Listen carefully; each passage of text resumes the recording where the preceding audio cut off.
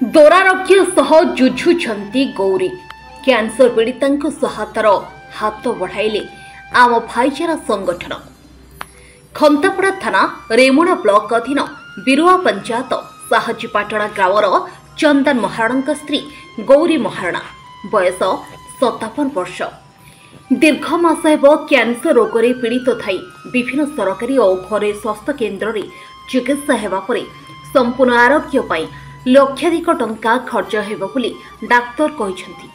तांको परिवार गरीब श्रेणी होइथिया बेले एते गुड़ाए टंका जोगाड़ करबा संभवपर नुहे। अर्थ बाधक साजिथिबा बेले बिरुआ अंचलर आम भाईचारा संगठन पक्षरु खबर पाई आज तांको घर को जाई सहायतार हाथ बढ़ाइछंती। संगठन सभापति विजय कुमार महारणा सहित समस्त सदस्या उपस्थित रही किछि आर्थिक राशि और राशन सामग्री देथिले। कौनसे सहृदय व्यक्ति सहायता करने को ग्रामवासी पक्षर निवेदन करिसेंती। जगन्नाथ शेरगढ़ बिरुआ पंचायत साइटपाटा ग्रामर ये होचंती गौरी महारणा।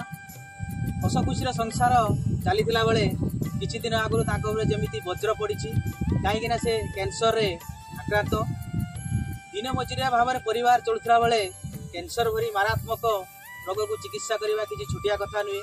तांकर एई करुण कहानी शेरगढ़ बिरुआ अंचल गढ़ी उठी अग्रणी समाजसेवी ग्रुप आम भाईचारा संगठन पाखे पहुंची। आज आम आसी पाखे पहुंचीचु। आम भाईचारा संगठन तरफ गौरी महारणा को चिकित्सा पाई आर्थिक सहायता प्रदान करा जायछि एवं संगठन समस्त सदस्य मान तरफ आम आशु आरोग्य कामना करुचु यथाशीघ्र भल हो जातु एतिकी प्रभु जगन्नाथ निकट में प्रार्थना। तत्सहित सहृदय व्यक्ति एवं किसी बाधान्य व्यक्ति मानक आम अनुरोध करचु से माने व्यक्तिगत किसी साहाय्य सहयोग हाथ बढ़े गौरी महारणा को मुहरे हस फुटे पारे आउ टे भल हो पारता एतिकी आशा विश्वास भरोसार सह विजय महारणा आम भाईचारा संगठन। जय भाईचारा जय जगन्नाथ। खंतापड़ारू महेश पलिंग रिपोर्ट अपराह्न लाइव।